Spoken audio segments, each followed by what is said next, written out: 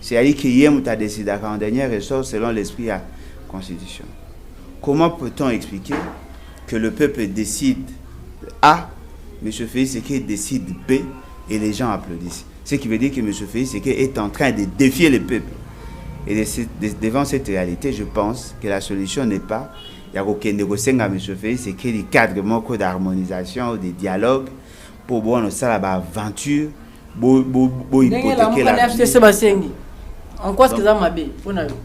Non, mais on peut pas négocier avec bateau, violer la volonté à peu. Mais négocier pour na 2023 à la ndenge longo bani. Tozo ngasuna berere ya le passé été. Ma pour 2023 à la malamu. Sur erreur ya passé zagini. N'est-ce pas, Ezaki a roboté la peuple droit souverain. Et si aujourd'hui M. Félix Tshisekedi veut obtenir un gaz pour se maintenir. Non, donc n'engeza na soki muta violé mibeko ya mboka boko négocier na pour bobongisa. C'est ça la philosophie. Moi je pense qu'il faut tout revoir notre manière de faire. Il faut tout arriver à sanctionner bateau ba violer mibeko en commençant par M. Félix Tshisekedi. Si les gens ne veulent pas en parler, c'est justement parce que les gens ont la culture, il y a complaisance d'abord dans l'analyse, et puis il y a un esprit, il y a peur. Voyez-vous, il faut faire vivre un traumatisme, il faut banga pour manifester, il y a non. Le respect à la Constitution s'impose à tout le monde. Félix Tshisekedi n'est pas le fils de Dieu tel que l'église ou Balobaka. Félix Tshisekedi c'est un humain. Azali acteur au ponier pour qu'il a posé acte en faveur de l'État d'après Nanga. Mais on ne peut pas faire de lui un Dieu pour que sa volonté ait la force de loi. Donc voilà. Bien, moi quand on allait bolo tout ce qui a masola ma ponomi au cas où l'élection que vous allez en 2023 ni nous proposé. Mais pourquoi bien proposer la gagnance de l'élection à la tête pour qu'il en propose? Non, au cas où, parce que non, moi je ne raisonne pas comme ça. Moi je ne raisonne pas comme ça. Naïf Sibino clairement notre position. Nous rappelons à notre peuple la nécessité de la révolution. Il faut tout mettre hors d'état de nuire M. Félix Tshisekedi et sa bande par la révolution. Et puis c'est après seulement de convoquer un congrès fondateur pour convoquer non ce qui a quota qui n'anzela maponomi peut-être que des discours n'absolu n'a échangé le quoi quota qui n'anzela maponomité et que à la violer intentionnellement les dispositions pertinentes de la Constitution au regard de l'article 64 de la Constitution. Nous pensons que la chose à faire, c'est d'envoyer M. Félix Tshisekedi en retraite anticipée. Le peuple est souverain. Et dans sa souveraineté, à Koki Kolongola Moutounios, à ta Sogoza qui est élu, même si tu avais obtenu 99,99%, ce qui peuple a boyo, ou bien constater que ça violé le peuple peut te chasser comme un chien. Ce n'est pas la première fois. Est-ce que votre peuple a été jurisprudence est belé aujourd'hui dans le monde? Jurisprudence est belé. Fort malheureusement, M. Félix Tshisekedi a été kabilocratiquement élu. Il n'est pas le fruit des élections. Il est fruit d'un arrangement particulier entre lui et Kabila. Et devant cette réalité, nous pensons que ce que nous devons faire, c'est de l'envoyer en retraite anticipée. Et donc, le peuple a trouvé clé. La clé est déjà dans la Constitution. Ouvrez la porte pour que M. Félix Tshisekedi sorte au plus vite. Bon, de l'élection, ça m'a en 2023. Ce qui est l'élection, ça m'a en 2023. Parce que M. Félix Tshisekedi a deux possibilités. Soit les glissements, soit la glissade. Ce qui signifie? Les glissements, c'est-à-dire qu'avec arrangement, na bateau ba na opposition, na bandeko na biso à la muka, ba oyo kofanda quelque part, ba yokani ba glisser ensemble. La glissade des alliés, M. Félix, c'est qu'il constatant que devant lui il y a un vide, il peut aussi se décider, il y a proroger mandat naé sans associer l'opposition et le faire de force. Alors dites-moi, dans les deux hypothèses, pensez-vous vraiment que le peuple va tolérer cela? Voyez-vous? On n'a pas donné le pouvoir à l'opposition de décider sur comment les élections doivent s'organiser, ou sinon il y a qu'au proroger les mandats. Ce qui s'est fait en 2016, c'était une manière de briser le pacte social. Il y a eu des arrangements entre privés où est surplombé pratiquement la philosophie constitutionnelle. Comment peut-on expliquer? Kabila, il y a Sombi Milimo, il y a Félix Sekedi, il y a Etienne Sekedi, il y a Tutu va participer à Kyoan. Bango, c'est décidé, qui s'est là 2 ans. Qui leur a donné ces pouvoirs-là? Le pays n'appartient pas à l'opposition. Le pays n'appartient pas non plus au pouvoir. Le pays appartient au peuple. Seul peuple dans la liste souverain, et c'est lui qui décide en dernier ressort. Voilà. Bien, Alain Bolodjoa, apprenons rapidement le 3e thématique de cette émission qui consiste à la 21e prorogation de l'état de siège. Est-ce qu'il y a des avancées significatives ou le bilan est complètement catastrophique? Alain Bolodjoa, quelle est votre analyse quant à ça? Bon, premièrement, nous devons rappeler aux uns aux autres que l'état de siège n'était qu'une option. C'était une option politique. Et dans la Constitution, au regard, il y a des dispositions pertinentes, il y a l'article 85. La Constitution a voulu assez que, quand nous sommes en face d'une situation où ils allaient commettre en mal le fonctionnement de l'État, que va décréter l'état de siège. L'état de siège, c'est une mesure exceptionnelle. C'est une option politique qui devait être une option politique de grande envergure au regard de la nature. L'état de siège voudrait tout simplement dire on militarise une zone. C'est-à-dire que la gestion est militaire et la présence militaire est commise plus remarquable. Et dans cette idée, il y a qu'imposer l'ordre par l'armée. Et cela réduit, dans une large mesure, certaines libertés et certains droits civiques. Aujourd'hui, Bandegonabiso a parti où il y a un état de siège, il privé la liberté d'expression. Ils n'ont pas la liberté de manifester. Et justement parce que dans la situation morobwe. Ce qui veut dire qu'ils sont dans un état exceptionnel, dans une situation exceptionnelle, où Bango en tant qu'humain, en tant que citoyen, vivant dans un espace qui se veut démocratique, deuxième élément, il a dit que la raison pour laquelle l'état de siège, il a dit pour imposer l'ordre, la discipline, renforcer la sécurisation de la population et ses biens. C'est-à-dire qu'on doit réduire la présence, il y a des éléments malicieux de la société. Fort malheureusement, dans toutes ces zones-là, les 2 provinces, et même le sud Kivu, où il n'y a pas état de siège, l'insécurité ne fait que s'empirer. Pourquoi? Parce que dans l'état de siège, on en a fait une solution. Non, l'état de siège n'est pas une solution. L'état de siège, c'est une option. Et toute option doit avoir comme socle des actions ordonnées et coordonnées. Vous ne pouvez pas décréter l'état de siège sans tenir compte des effectifs militaires. Vous ne pouvez pas décréter l'état de siège sans tenir compte de la capacité, il y a l'État à prendre en charge les opérations. Vous ne pouvez pas décréter l'état de siège sans qu'il y ait un plan opérationnel et stratégique. Est-ce que vous avez imaginé que le plan opérationnel et stratégique ait s'est élaboré 5 mois après le plan opérationnel et stratégique? Le ministre de la Défense, devant les parlementaires, a lobby qu'il n'y avait pas de plan opérationnel. C'est en ce moment-là qu'il a banni le plan opérationnel. Et dans ces plans opérationnels, mon conditionnalité, c'était de voir comment renforcer la présence militaire et renforcer la capacité d'opérationnalisation. Il y a Magamo, ce qui sous-entend qu'il y avait un problème d'armes, il y avait un problème de munitions, il y avait un problème logistique en termes de déploiement à mobilité à la militaire, il y avait un problème effectif, il y avait un problème de financement pour la motivation et consort. Les députés nationaux, il y a ces 2 zones-là, démontrer noir sur blanc qu'il y avait un problème de ration. Les militaires n'avaient pas à manger. Dites-moi, Moutou Azaro ça n'a pas opération. Manque à manger. Avant que le M23 n'attaque. ba ebisi biso ke ba soda o basaki bazwaki ba jeune ba recrutaki ba tini bango na Kasai basai bango formation rapide à moins de 3 mois ba tini bango na ba zone à opération et dans cette zone d'opération ba na biloko wale te ba na problème à équipement surtout problème à communication. Alors dites-moi, comment voulez-vous que nous vous prenions au sérieux? À 17h30 minutes 17h30 heure batu ya Ruchuru babenga soda aotokisa madesu.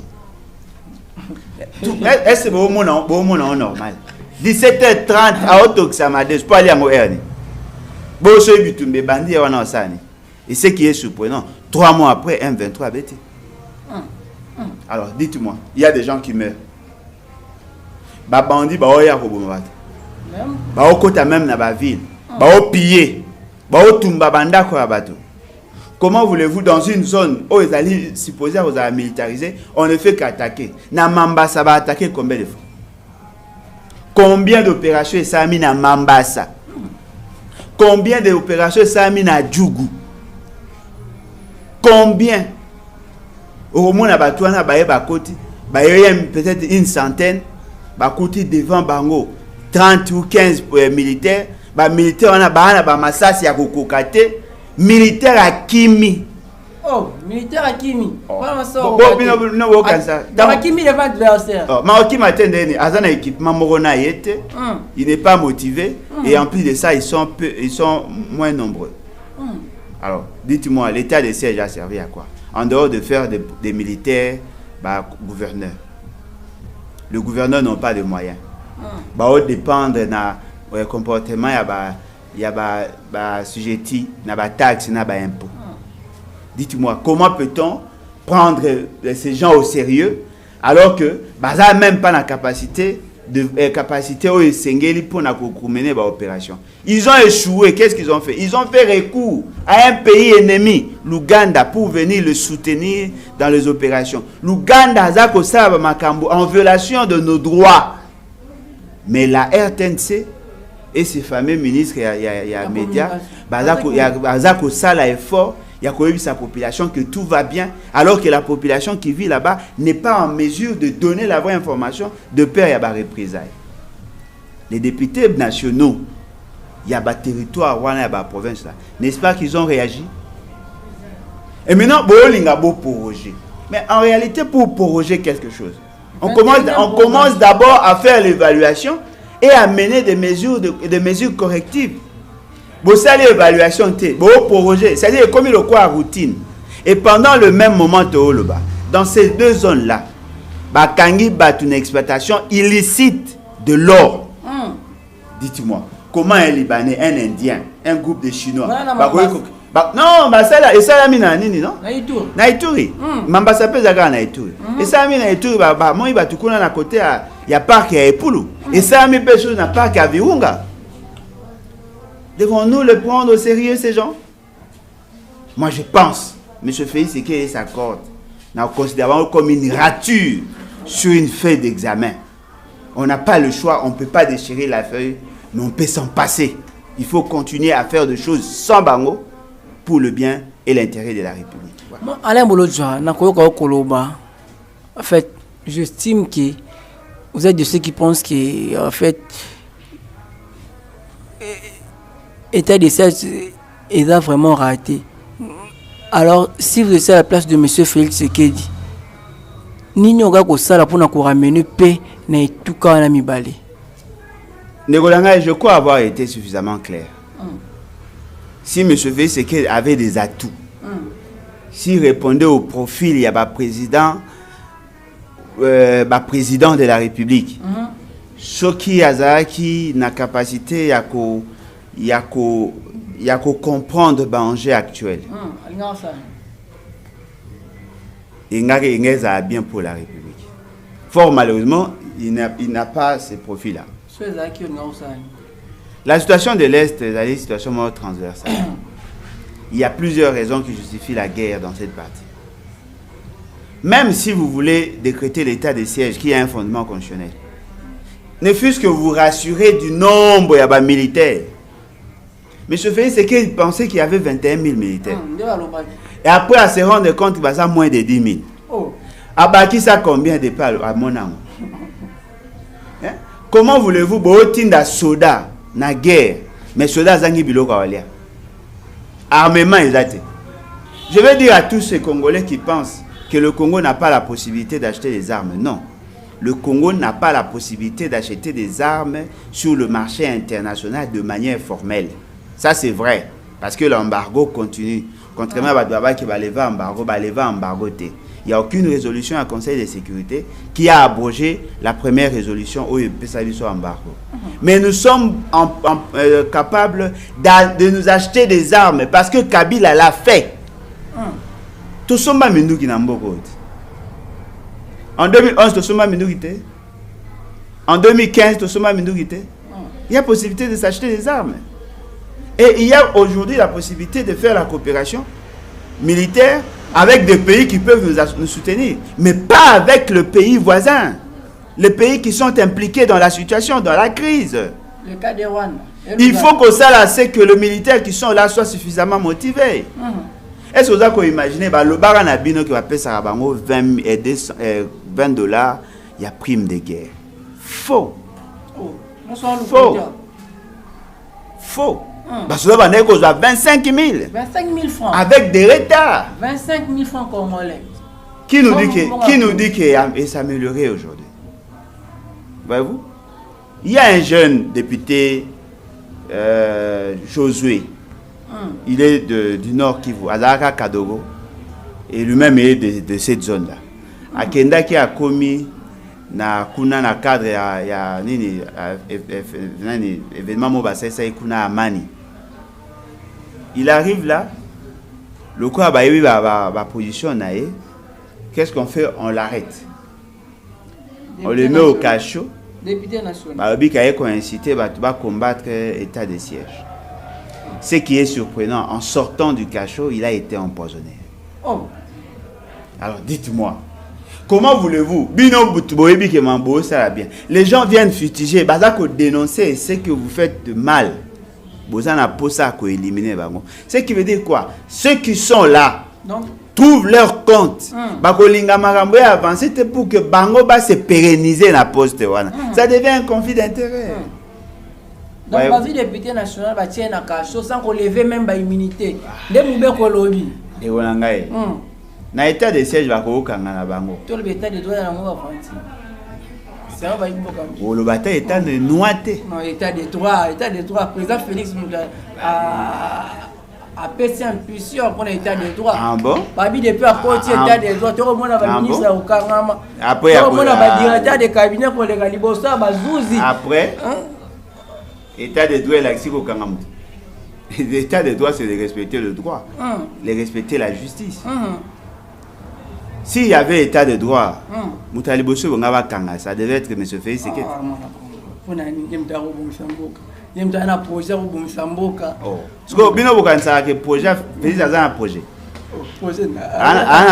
Mais bato maele ya makasi na Congo baza bana ba projet ya bien ba programme bien kolega Félix.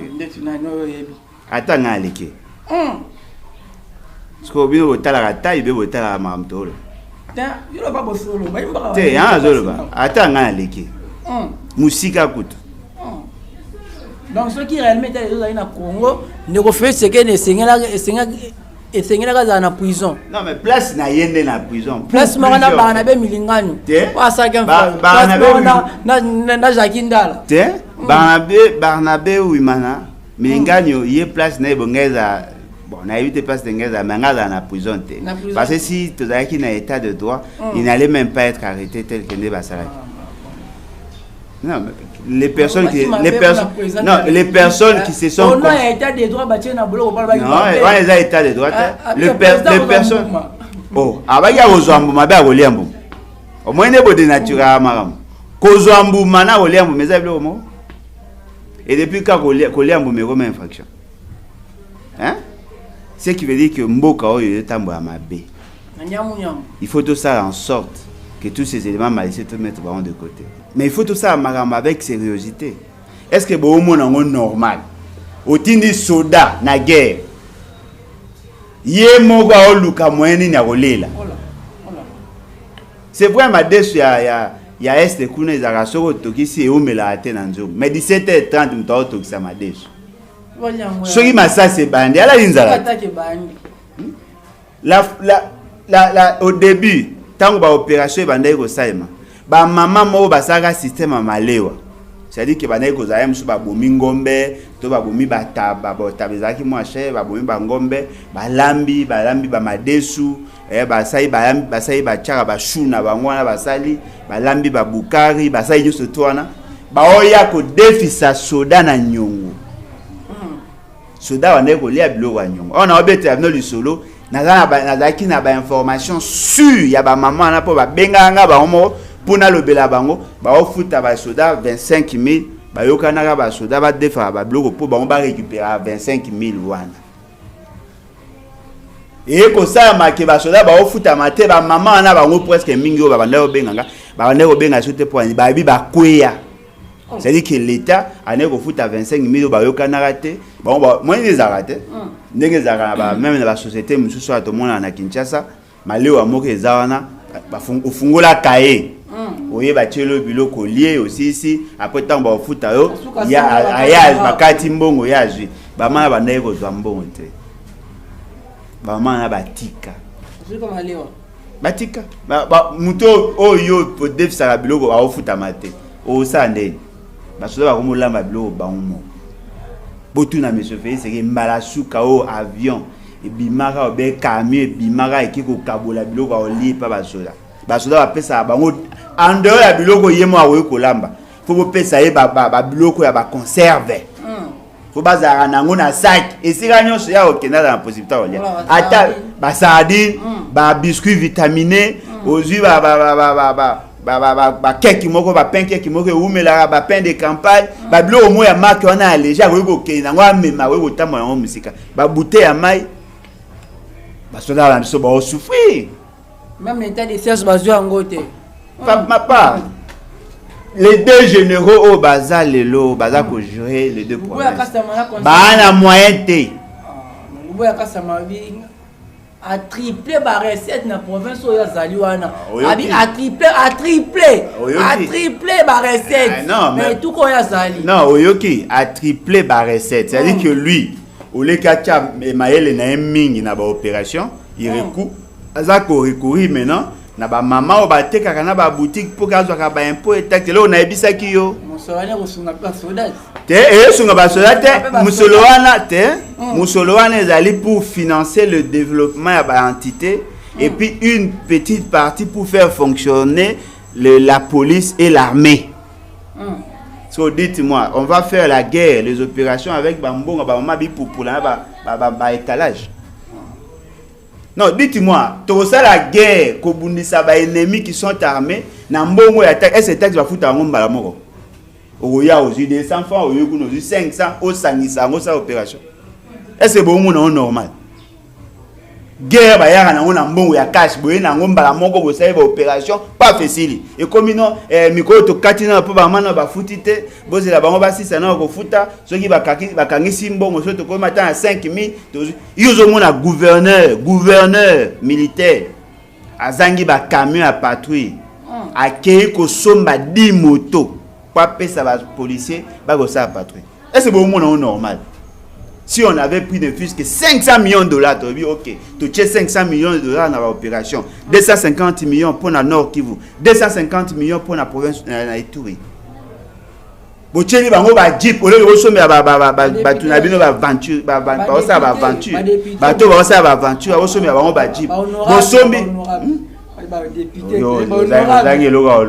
en quoi sont-ils honorables?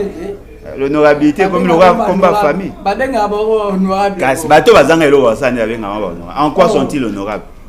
Bozui, Bosombi, 100 jeep, pardon du Koweït, 100 jeep, Boche na Nord Kivu, na Nord Kivu, 100 jeep na Ituri, Bozui ba arme Boche, Bopesi la soda Mindu qui nous tout, Massasi nous tout, force de frappe, 2 mois ils étaient battant ba Okima. Mais ce d'ailleurs comme ko ça ba opération na mbongo ntintani o ya sangisi moi 100 000 o ya sangisi ba tie coca et puis ce qui est vrai dans ces provinces là au moment où nous parlons est-ce que ba opération commerciale est sur ma casse certainement qui est baissé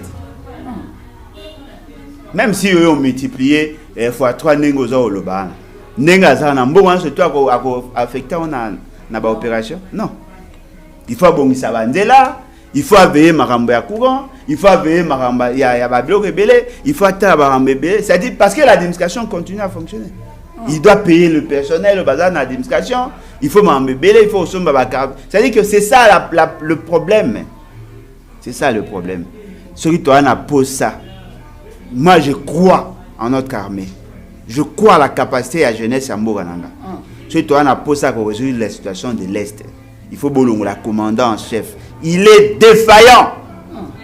Non, la monnaie mokonza faible le quoi Félix Tshisekedi. Le président de la République Félix Tshisekedi. Il est défaillant. Il est Bakata Oyolingi, président fondateur, le mari et le père de Bakissa. Il est défaillant. Toi on a posé un changement, le changement a un prix.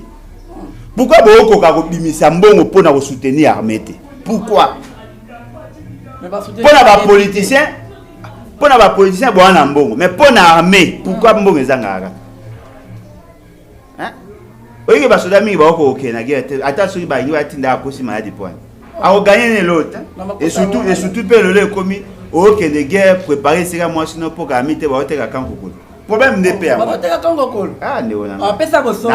Na bosa ni kuto we solo la ba yo da ramja bo solo. Ba teka de andam. Ba teka ndam. Côté ni wala pesa bo solo mo la Congo. Botala croisement 24 novembre na Kassavo. Bon moi ba immeuble de Tongamana. Et banda déjà. Oh. Oui. Ba immeuble de Tonga. Boy bisanga teke bomona ate. Bomona teke ba clôturer ngona batol. On est dans ba privé. Bon ba teke la nan, ba teke la mingi mika privé. Oh. Oh. Depuis no ki pa no mamba sodate. Donc ba teke la mona kan kokolo. Bateka parti wana baoteka nde ndambo etikali baolongola basoda nyonso batonga cité tuna Félix yo mutolinga ye tuna ye. Mesdames, messieurs, cet homme, ce monsieur est toujours égal à lui-même. Je vous rappelle que j'ai reçu pour vous aujourd'hui monsieur Alain Bolojua Ibola, le président du parti politique Leba. Alain Bolojua na banzi était clôturé na thématique Nini oko banza quant à verdict au cours de cassation c'est bon na rendre na affaire Vital Kamerhe.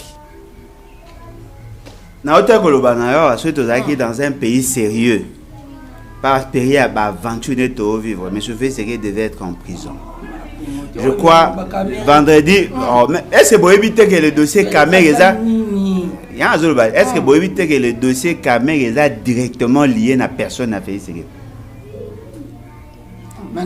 Mais Kamerhe a été arrêté en tant que qui? En tant que directeur de cabinet. Non. En tant que coordonnateur, il y a celle au président de la République. Nani, loba bien. Nani, oh nana ça. Il y a Nani, loba bien. Non, coordonnateur, il y a celle au président de la République.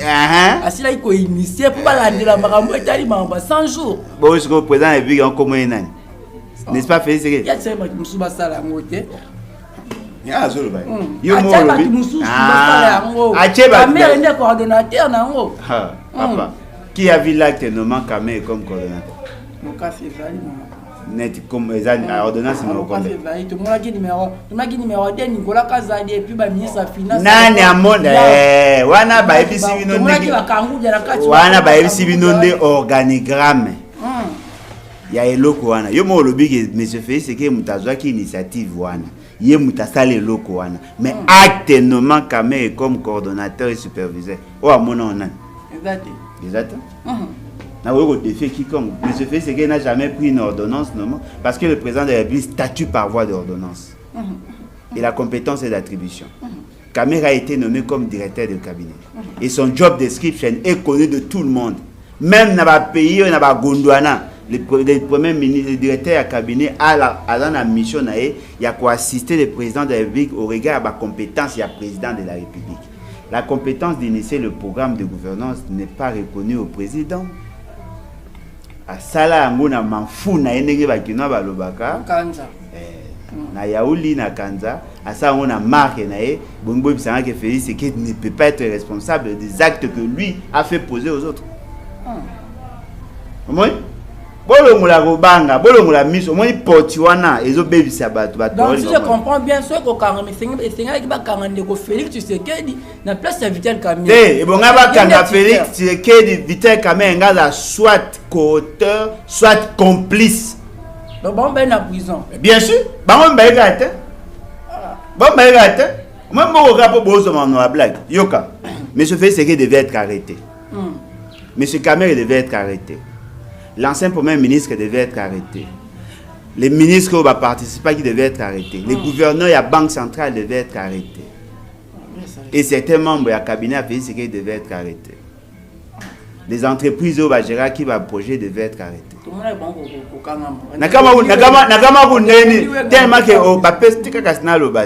Tellement que va passer l'orientation et la justice est comme caporalisée, justice est comme le cas membre ya cellule ya fils Mukoko. Hein? C'est-à-dire que ceux qui fils Mukoko a eu hors de pas Kabi et pas Félix Tshisekedi, il y a à répercuter en pas na bango. Est-ce que bozo mona na ndenge mambo ekende? Mutaye ko saye ko ibisabino qu'il a posé des actes dans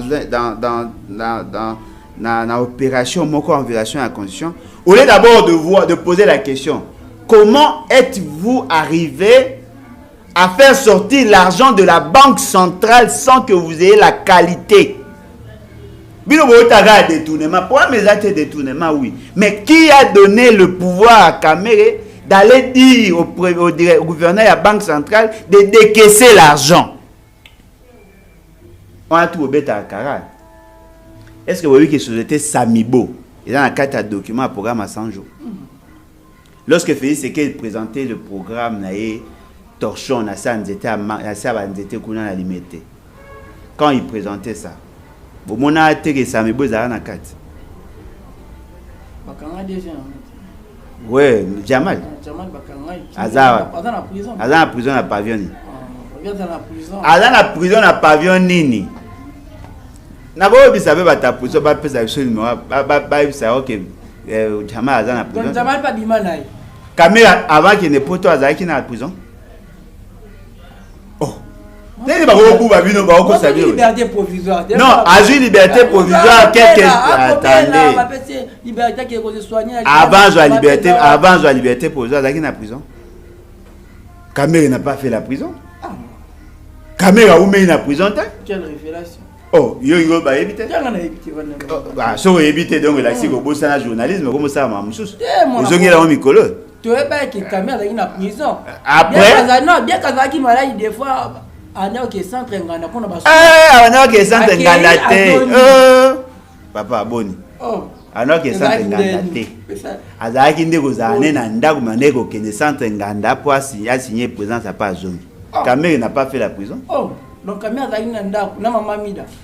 Donc Caméra a zone botanga ba mama Mida. Mama Mida ça la politique te.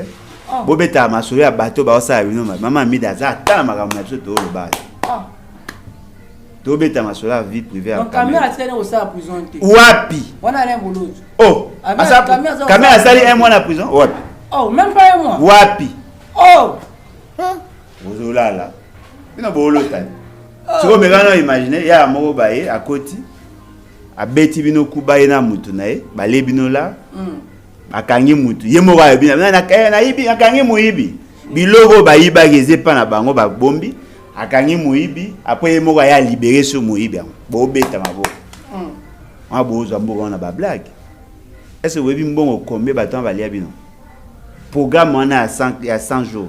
C'était près de 700 millions de dollars. 700 millions. Mais on va représenter nos amoukiers. Bota de ça programme 100 jours, bota ramamba logements sociaux.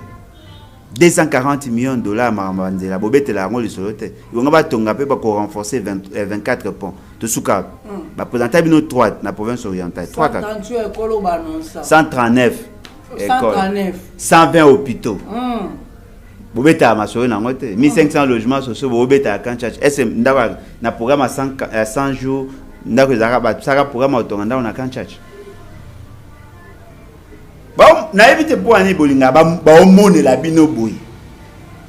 Boa mi balit. Congolais. Boa mi balit, Congolais na éviter sur l'action. Boa mi balit. Ba omone ba Congolais. Lokola ngana lo nya bolo za ba omone na ba. Tenga omone la ngata. Ah, moi, je suis un guerrier. Bien de la monnaie, bien de Bolinga, Linga. So, il va quand fait, c'est que, ah, il va tout à banc. Qui vous dit qu'il va quand la président de la République en fonction? Bako quand il va cheper na boloko, bah, il va s'ambiser, ça va m'amouter, Zali. Hein? Boti ko ça va blague, mboke yeke mabe. Asuki pe on a ta bête bino sous chile gel. Ba quoi bino sumbo. Allons sur un programme de développement programme de lutte contre la pauvreté et l'inégalité sociale. Allez bino sumbo. OK sur un pays, allez bino sumbo pour couronner le tout. 145 territoires grand mafia. Ali maman a posé exécuter mon comme le allemand d'Afrique au président de la République a promis qui de revivre en ce qui va salir programme, ce qui va salir programme à 145 territoires. Je crains que M. Félix soit classé parmi les politiciens les plus riches de l'Afrique.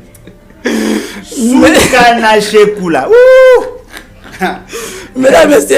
Dans sa conférence, le 22, il y a mort, ça dit demain. Dans sa conférence, on a tableau par tableau.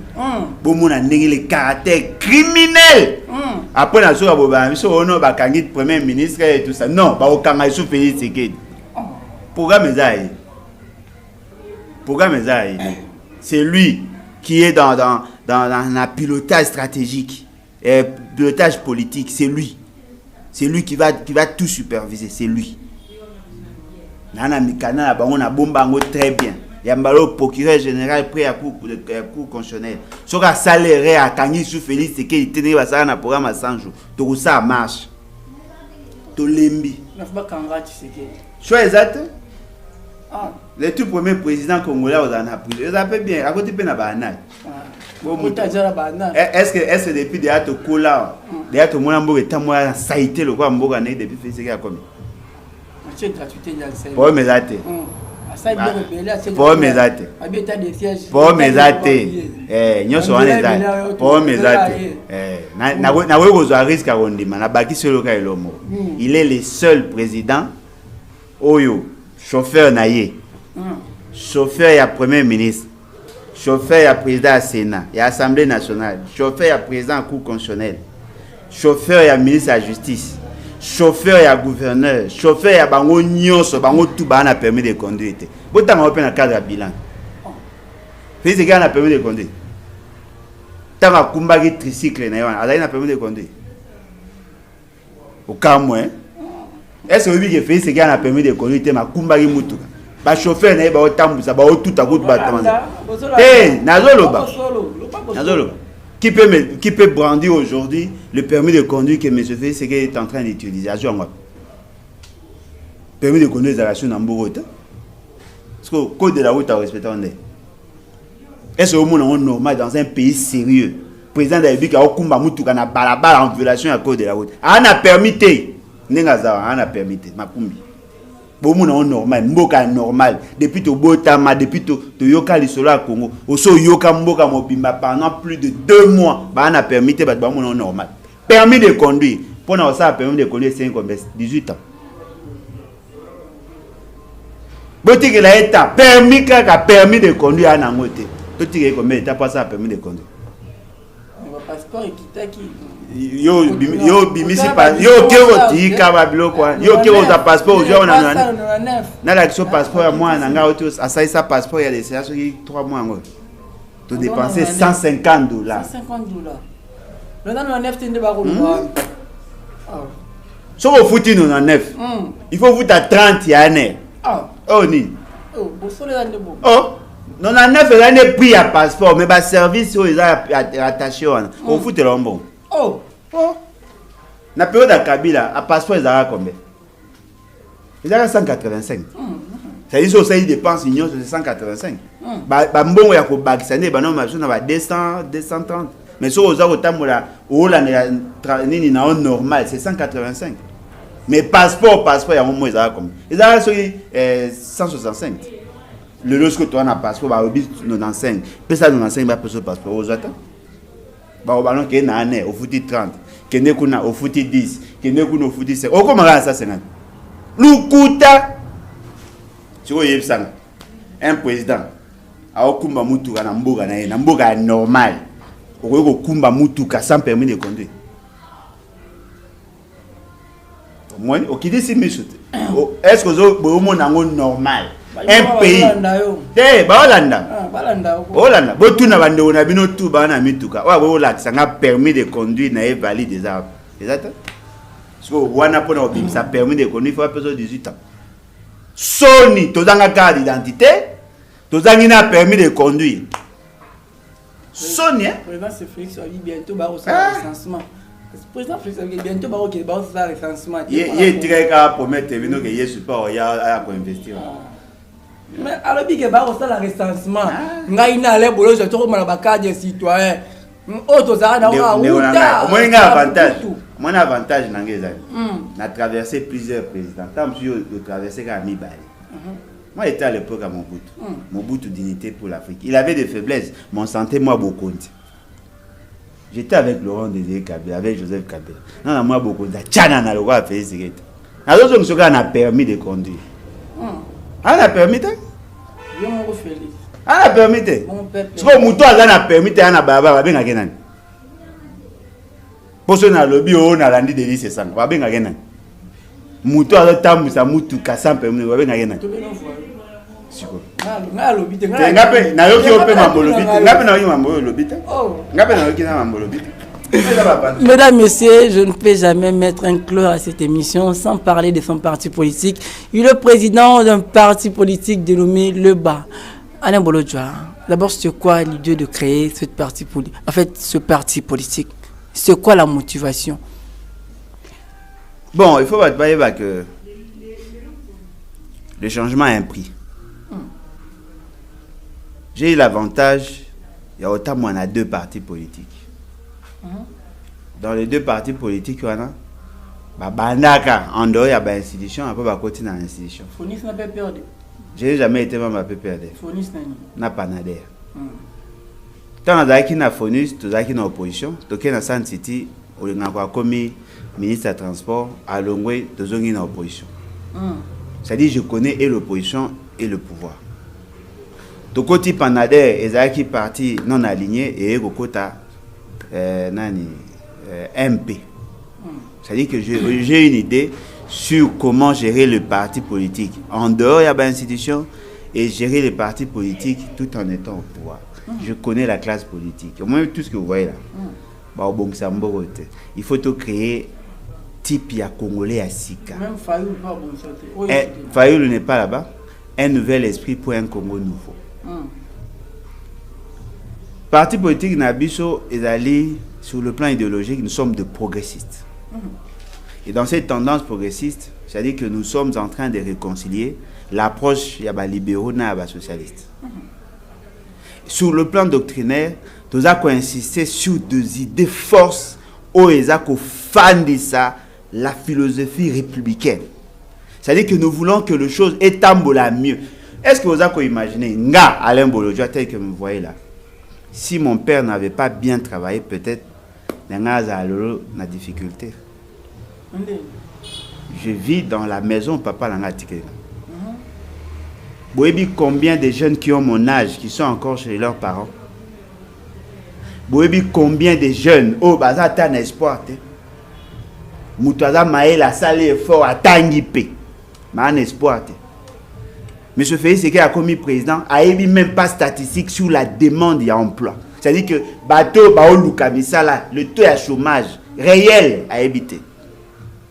Il n'y a même pas quantité à maïs il faut produire. Il n'y a même pas quantité à courant il faut produire. Il n'y a même pas nombre de logements il faut tonga. C'est-à-dire qu'il n'arrive même pas à quantifier le problème. Hollandi, débat français. Entre Maï Le Pen et Emmanuel Macron. Voilà. Hollandi, est-ce que ça la science ignos? Non. Monsieur Kuna Rosa ma casse na finance, monsieur Kuna ma casse na droit.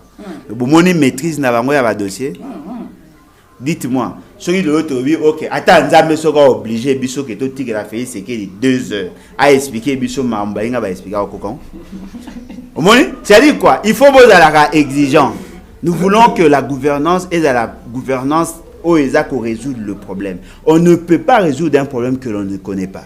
Nous voulons imposer cette manière. Et en autre nous voulons gouverner autrement bien. Nous formons nos membres. pour leur apprendre comment quantifier le problème. Tout ça pour former les membres pour comment résoudre le problème, comment ça la note, comment traiter le dossier. C'est ça la particularité de notre parti. Levons-nous et bâtissons les battes en abrégé et d'aller parti à venir. Je vous dis, bateau baroya baromona les parti à venir. Il n'y a pas d'autorité dite morale.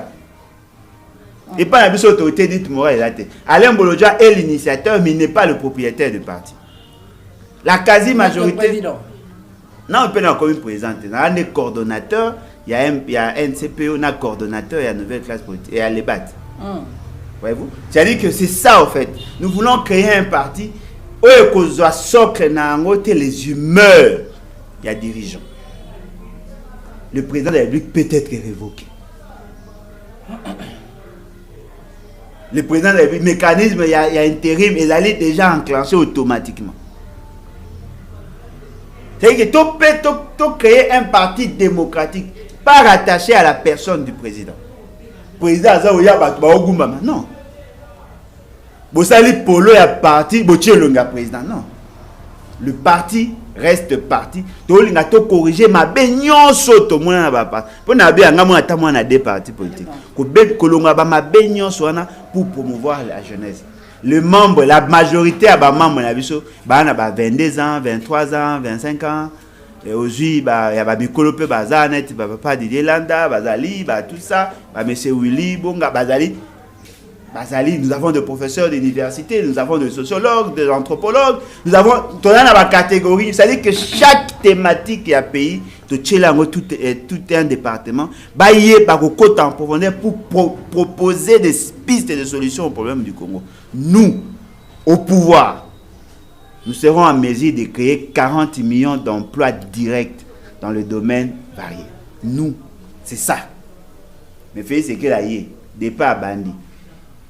À part Basso Fachi, à part Dynamique Fachi, à part les amis de Maman Songolo, Maman Paka, à créer à temps emploi. Et puis même pas employé à créer. Alors, Mikou Misao, à Sali, Daipen. Et ça projet à Kalat. Même avant que lui ne vienne, Daipen produisait. Bobo Sanate que Kabila a produit aussi du poulet là-bas, même la tomate. Baoko ça vient au point. Mais biso to mais une solution. C'est-à-dire que le BAT est allé un nouvel esprit pour un Congo nouveau. C'est un état d'esprit. Toza kolinga to mema cette réalité là. Un parti démocratique où est comme ma démocratie. Muto a vivre la démocratie en son sein na quatre parti na été. A revivre la démocratie du colonel. Venez adhérer. Bolongwa ba parti nyoso wana ezangati. Siège provisoire. On a un siège provisoire. Caractère au monde. Bureau ça, bureau. Ce qu'on bino ka sa bureau za forme. Tout le monde a bureau, tout le monde a document, tout le monde a fiche d'adresse. Ah non, c'est ça bon. En fait tout est structuré quand même. Mais là ce qu'on bino boye ba até. L'union sacrée paie un siège. On a parti politique. Mais l'union sacrée za organisation pour beau différence c'est ça. MP zana FCC zana siège. Les sièges ils arrêtent d'abord provisoire. Après un siège définitif après. Biso tozali envoie à création. Nous avons un siège provisoire. Ce qui est aussi si membre à la statut national tout aussi si tu as demandé un siège définitif. Parce que siège va foutre la ngona na mbongo ya loyer, va foutre la ngona na mbongo ya cotisation. Parce que yo zana posa to que no senga ba ati ninga comme ka ba jeune ba $20,000 to senga mbongo apesa to siège. Le rôle là-bas au msubale ba baze pe. Na ba média ka kolo. Et ba bunga idéologie. Na ki. Lekina ouais mais abunga idéologie. Azana famille munene. Fa luka pali. Ba we ba lekina bonde. C'est yo mto baninga yo 21. Mesdames, messieurs, pour finir, Alain Bolodja, regardez la caméra. Et en fait, quelle vision de demain projetez-vous pour la jeunesse d'aujourd'hui? Répondez en 30 secondes. Répondons en 30 secondes et puis nous allons continuer. En réalité, toutes les politiques publiques doivent être centrées essentiellement sur la jeunesse. Parce que les politiques publiques sont mises sur pied justement pour l'avenir. Et lorsqu'on parle avenir, on voit principalement la jeunesse. Tout ce que nous faisons là, c'est pour la jeunesse. Et l'autre, c'est un jeune. L'autre, on a insisté pour la jeunesse. Il faut éviter la division. Il faut éviter le tribalisme. Il faut tout ça, effort, tout ça uni. Une jeunesse unie, préparée, c'est pour l'avenir. Et l'avenir sera radieux. Nazana pour ça que jeune Nyonso a senti que le pays l'accompagne dans ses études et même la capacité de trouver de l'emploi. La jeunesse passe. J'étais jeune hier. J'étais jeune. Aujourd'hui, on a commis vieux. Voyez-vous? Pour Nadia, on a 44 ans. J'étais jeune hier. La jeunesse passe. Mais, Moutawa peut s'avenir espoir à Zate. Et la rotanga aux 8 ans. Et la rosala aux 8 ans. On peut pas retraite, mon corni. Mais quand on imagine, Moutawa aussi 47 ans. À un bulletin de PIT. Si on préparer retraite quand? Pour l'âge de 65 ans, Moutawa engagé sur Zate. On l'équipe pena bimobimba. Autant y malongate et tout ça. Et puis, bah, jeune, bon, l'on a esprit, que tout jeune doit être nécessairement universitaire. Nous ne pensons pas comme ça. Jeune qui veut Asala Moussala, on lui donne des aptitudes, il y a Moussala avec brevet, il peut aller trouver de l'emploi. Ou à Tangate, de récupérer, de passer formation, de renforcer capacité, à Luki, à Zupe Moussala. Moussala va avoir un habileté, va avoir un diplôme, va avoir un brevet. Va reconnaître que vous êtes bon électricien, vous êtes bon, Moussala. C'est ce que nous voulons faire. Pour les 18 ans, vous ne pouvez pas. Tant que vous ne pouvez pas, vous avez un diplôme, vous ne pouvez pas. Vous avez une communication, marketing, communication, na ICC. Tout sentir. Il faut tout adapter formation par rapport à l'ambition.